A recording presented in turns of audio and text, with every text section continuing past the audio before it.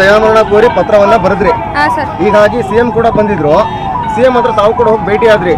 CM ಯಾವ ರೀತಿ response sir ಅವ್ರು ಏನ್ ಹೇಳ್ತಾ ಇದಾರೆ ಅಂತ ಹೇಳಿದ್ರೆ, DC ಮೇಡಮ್ ಬೆಳಗ್ಗೆ ಸ್ಕಿಮ್ಸ್ ಹಾಸ್ಪಿಟಲ್ಗೆ ಕರೆದಿದ್ರು. ನಮ್ಮನ್ನ ಏನು ನೀವು ಈ ತರ ಕೆಲಸ ಮಾಡಿ ಹಾಸ್ಪಿಟಲಲ್ಲಿ ಅಂತ ಹೇಳಿ ಡೈರೆಕ್ಷನ್ ಇದೆ ಗೌರ್ಮೆಂಟ್ ಇಂದ, ನೀವು ಹಾಸ್ಪಿಟಲಲ್ಲೇ ಕೆಲಸ ಮಾಡಬೇಕು ಅಂತ DC ಮೇಡಮ್ ಕರೆದು ಹೇಳಿದ್ದಕ್ಕೆ ನಾವು ಹೇಳಿದ್ವಿ, ಮೇಡಮ್ ನಾವು ಈ ವಾತಾವರಣದಲ್ಲೇ ನಮ್ಮ ಗಂಡಂದ್ರನ್ನ ಕಳ್ಕೊಂಡಿರೋದು, ನಾವು ಹಾಸ್ಪಿಟಲಲ್ಲಿ ಕೆಲಸ ಮಾಡೋಕ್ಕೆ ನಮಗೆ ಕಷ್ಟ ಆಗುತ್ತೆ, ನಾವು ದೂರದಿಂದವೆಲ್ಲ ಬರಬೇಕು, ಸತ್ತಿಗಾಲ ಕೊಳ್ಳೇಗಾಲ ಯಳಂದೂರಿಂದ ಒಳಗಡೆ ಹಳ್ಳಿಗಳ ಕಡೆಯಿಂದನೂ ನಾವು ಬರಬೇಕು ಅಂತ ಹೇಳಿದ್ವಿ.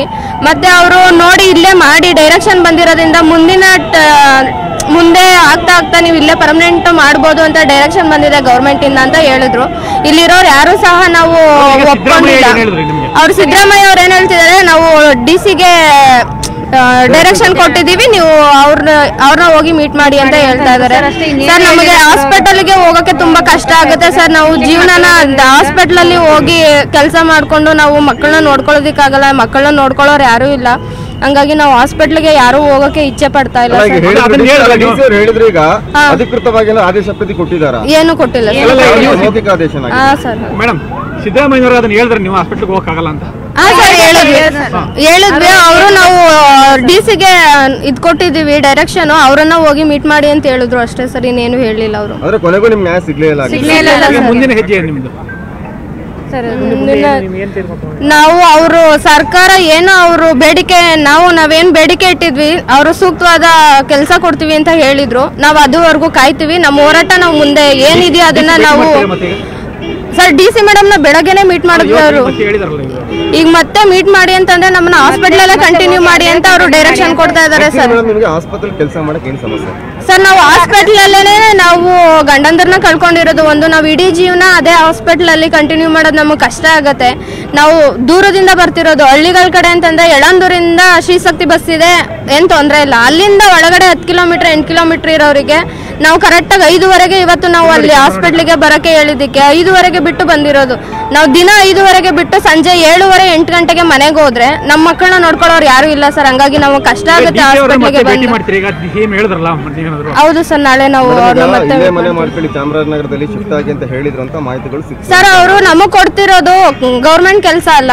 ಯಾಕೆ ಅಂತಂದ್ರೆ ಅರ್ಧ ಮನೆ ಬಾಡಿಗೆಗೆ ಹೊರಟೋದ್ರೆ ಸಂಬಳ, ಅರ್ಧ ಇದು ಮನೆ ಬಾಡಿಗೆ ಕೊಟ್ಟೋದ್ರೆ ಇನ್ನರ್ಧ ಜೀವನ ಮಾಡಕ್ಕೆ ಆಗುತ್ತೆ ಅನ್ನೋದು ಆದ್ರೆ, ಅಂದ್ರೆ ನಮಗ್ ಸಂಬಳ ಕೊಡ್ತಿರೋದು ಬರೀ 14,000 ಅಷ್ಟೇನೆ. 14,000ದಲ್ಲಿ ಈಗಿನ ಸಮಾಜದಲ್ಲಿ ನಾವು ದುಬಾರಿ ಎಲ್ಲ ವಸ್ತುಗಳು ದುಬಾರಿ ಆಗಿರೋದ್ರಿಂದ ನಮ್ಮ ಮಕ್ಕಳನ್ನ ಓದ್ಸಕ್ಕೆ 20,000 25,000 ಇದು ಮಾಡ್ತೀವಿ ನಾವು ಸ್ಕೂಲಿಗೆ ಸೇರಿಸ್ಬೇಕಾದ್ರೆ. ಇವಾಗ 14,000ದಲ್ಲಿ ನಾವು ಇವರು ಸ್ಕಿಮ್ಸ್ ಹಾಸ್ಪಿಟಲ್ಗೆ ಕೆಲಸಕ್ಕೆ ಹೋಗಿ ಅಂತಂದ್ರೆ ನಾವು ಚಾಮರಾಜನಗರದಲ್ಲಿ ಒಂದು ಬಾಡಿಗೆ ಮನೆ ಮಾಡ್ಬೇಕಾಗಿ ಬರುತ್ತೆ, ಕಷ್ಟ ಆಗುತ್ತೆ ನಮ್ಗೆ ಸರ್. ನಾವು ಕಾಯಂ ನೌಕರಿನೇ ಕೇಳಿದ್ದು, ನಾವು ಹಾಸ್ಪಿಟ್ಲಿಗೆ ಹೋಗಲ್ಲ, ನಮ್ಗೆ ಕಾಯಂ ಉದ್ಯೋಗನ ಕೊಡಿ, ನಾವು ವೇಟ್ ಮಾಡ್ತೀವಿ ಅಂತ ಹೇಳ್ತಿದ್ವಿ. ಅವ್ರು ಇಲ್ಲ ಡೈರೆಕ್ಷನ್ ಕೊಟ್ಟಿದೀವಿ, ನೀವು ಅವ್ರನ್ನ ಹೋಗಿ ಮೀಟ್ ಮಾಡಿ ಅಂತ. ಇಲ್ಲ ಸರ್, ಇಲ್ಲ ಸರ್. CM ಭೇಟಿ ಮಾಡಿದ್ದು ಅವ್ರಂತಂದ್ರು DC ಮೇಡಮ್ಗೆ ಹೇಳಿದ್ದೀವಿ, ಅವರು ಡೈರೆಕ್ಷನ್ ಕೊಟ್ಟಿದ್ದೀವಿ, ಮಾಡ್ತಾರೆ ಹೇಳ್ದಂಗೆ ಮಾಡಿ ಅಂತ ಹೇಳಿದ್ರು ಸರ್. ಆದರೆ ನಾವು ಯಾರು ಸಿಮ್ಸ್ಗೆ ಹೋಗೋಕೆ ಹೋಗ್ತಾ ಇಲ್ಲ. ಯಾಕಂದರೆ ಮನೇಲಿ ಚಿಕ್ಕ ಮಕ್ಕಳು ಇದ್ದಾವೆ, ಅವ್ರನ್ನ ಗೌರ್ಮೆಂಟಿಗೆ ಕಳಿಸ್ಬೇಕು ಅಂತಂದರೆ ನಾವೇ ಇರಬೇಕು. ಯಾಕಂದರೆ ಬೇರೆ ಯಾರೂ ಇಲ್ಲ ಸರ್.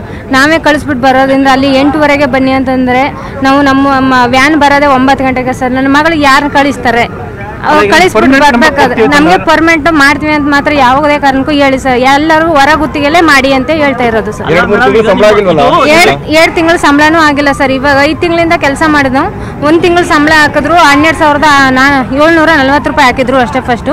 ಇವಾಗ 2 ಸರಿನೂ ಸಂಬಳ ಅಷ್ಟೇ ಹಾಕಿರೋದು. ಇವಾಗ 3ನೇ ತಿಂಗಳದ್ ಮಾತ್ರ 14,000 ಹಾಕಿರೋದು ಸರ್. ಮುಂದಿನ ನಿರ್ಧಾರ ಏನಂತಂದ್ರೆ ನಮಗೆ ಕಾಯಂ ಉದ್ಯೋಗನೇ ಕೊಡಿಸ್ಬೇಕು ಸರ್.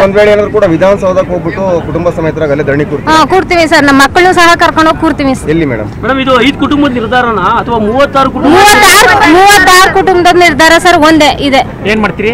ನಾವು ಮುಂದಕ್ಕೆ ಧರಣಿ ಮಾಡ್ತೀವಿ ಸರ್, ಹೋರಾಟ ಮಾಡ್ತೀವಿ. ಎಲ್ಲಿ?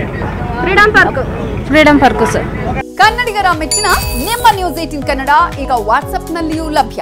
ಕರ್ನಾಟಕ ಮತ್ತು ದೇಶ ವಿದೇಶದ 360 ಡಿಗ್ರಿ ಸುದ್ದಿ ವಿವರವನ್ನ ನೀವು ನಿಮ್ಮ ಕೈ ಬೆರಳುಗಳಲ್ಲಿಯೇ ಪಡೆಯೋದಿಕ್ಕೆ ಈ QR ಕೋಡ್ ಅನ್ನು ಸ್ಕ್ಯಾನ್ ಮಾಡಿ. ನಮ್ಮ ಚಾನೆಲ್ ಅನ್ನು ಫಾಲೋ ಮಾಡಿ, ನೋಟಿಫಿಕೇಶನ್ ಆನ್ ಮಾಡಿ.